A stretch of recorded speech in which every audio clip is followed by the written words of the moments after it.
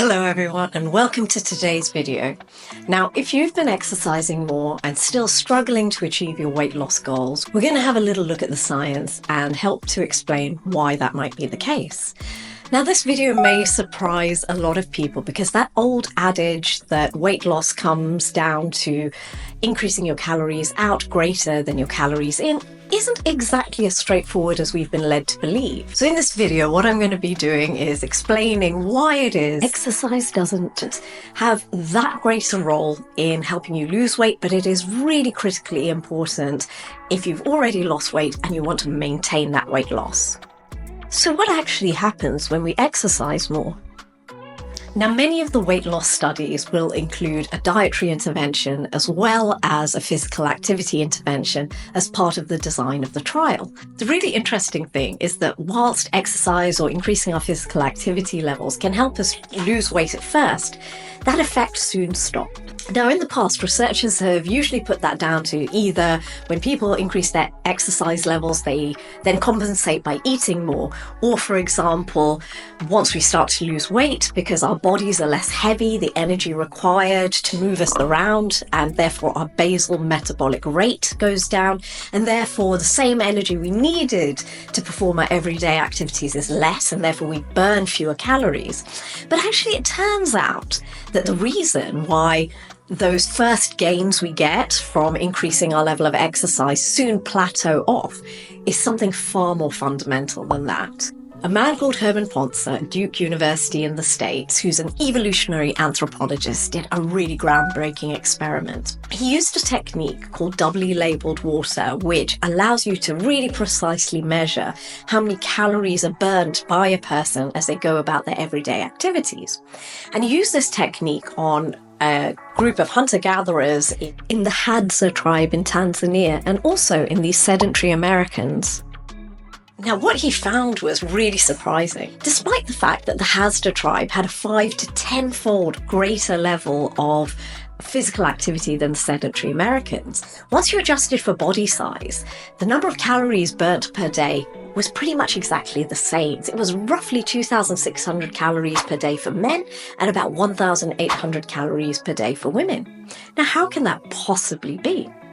Well, it turns out that much like our blood pH and our body temperature, the number of calories we burn per day is kept within a pretty regulated boundary. And this was really important for our ancestors. And because if it had been too risky for them to explore the planet and find new sources of food, for example, they probably wouldn't have survived. And so what we do is we preserve our energy. And when we increase our level of physical activity, we borrow from the energy budget of energy-intensive systems. So, for example, when we increase our level of physical activity, we borrow from our sex hormone production.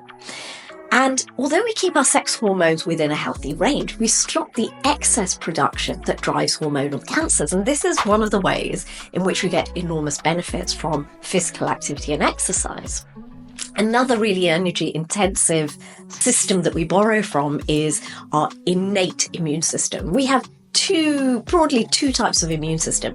Our innate immune system is the one we use from birth until early childhood. This type of our immune system is getting its first exposure to new bacteria and viruses. Once we start to get more exposure, we start to switch to what is called our adaptive immune system, which uses antibodies. It's far more streamlined. Our innate immune system carries on in the background throughout our lives, and it's quite a pro-inflammatory process. So when we exercise more, we borrow from the budget that our innate immune system uses, and we dial down our levels of chronic inflammation. In people who exercise regularly, their cortisol response to stress is blunted and abbreviated, which means exercise is really, really good for both our physical and mental well-being. So these are all really effective ways in which physical activity improves our health, but unfortunately, physical activity only has a short-term effect in helping us lose weight. So once our bodies then start to get used to an increased level of physical activity, it actually budgets for that. And so we reach a new set point of how our energy is allocated. So whilst on the one hand, we know that exercise won't help you work off any extra calories that you're eating. What we do know is that exercise is really, really critical for losing the right type of weight, and it's really, really important for maintaining weight loss. Ultimately, if you want to lose weight, you do have to restrict your calories. The most sustainable way to do this, the way that is manageable in the long term, is to eat a low calorie density. These are foods that are low in calories but high in volume. So they will typically include a lot of fiber and a lot of water. So the foods that come into this category are fruits, vegetables, whole grains, legumes, pulses. And these are the foods you really need to emphasize on your plate. They need to be unrefined, ideally, so they don't release their sugars too quickly and they don't get through our gut too quickly. Sleep and our stress levels are often forgotten factors that really impact our weight loss goals. So have a little look at my videos on these in order to get some hints and tips on how to improve these. So what is the role of exercise on a weight loss journey? What research really consistently does show is that if we want to keep the weight that we've lost off, exercise absolutely has to be a part of our weight loss journey. This study, for example, took 208 healthy premenopausal women who all had overweight, and it put them into 3 groups. The first group was asked to have a dietary intervention alone. The second group, again, had a dietary intervention plus aerobic exercise. And the third group also had a dietary intervention plus was asked to do resistance training. Now, all of the participants were put on an 800-calorie diet until they had achieved a BMI of less than 25. This put them out of the overweight BMI category and back into the normal weight BMI category. Each of the diet and exercise groups also had supervised exercise sessions 3 times a week. They then followed all 3 groups up over the following year, and they asked them all to maintain a diet that was low in ultra-processed foods and also had low calorie density, so essentially eating in the way that I described a little bit earlier. They also asked each of the exercise groups to carry on doing their exercise, although they no longer had supervised exercise sessions. They then followed them up over the following year. They looked at how much exercise they continued to take, how much weight they regained. They also put them into body scanners to see what kind of weight they regained. And this is what they found. During the weight loss period, the participants lost on average about 12 kilograms. Those who continued to exercise for roughly 80 minutes or more per week regained much less weight than those who took no exercise. Now, 80 minutes a week is just over 11 minutes per day.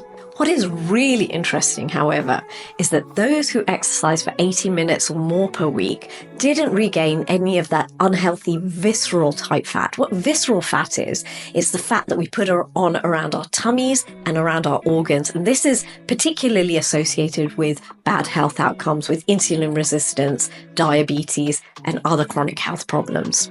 On the other hand, those who didn't exercise increased their visceral fat by 25% over that same period of time. Now, bear in mind, this was quite a low level of exercise, just over 11 minutes per day. And what studies seem to consistently show is that exercising more than this has even greater benefits in maintaining that weight loss. So in summary, increasing how much we exercise has enormous benefits both for our physical and mental well-being. What is really fantastic is we don't even have to do that much exercise in order to gain the benefits from it. In fact, this graph from the Chief Medical Officer's report that shows along the x-axis, the horizontal line, which has how many minutes of exercise we take per week, and along the vertical line, the y-axis, the health benefits we get from that exercise. What we find is that the steepest part of the curve is when we go from nothing to doing something. What that says is this is when we are getting the greatest benefits from taking exercise or increasing our level of physical activity. So actually, the instant you begin to increase your level of physical activity, you are reaping the benefits in terms of health gains. We should all be aiming for about 30 minutes a day, 5 days a week of moderate intensity exercise. And that does not have to be structured exercise. That can be going about your everyday activities, doing housework, gardening, for example.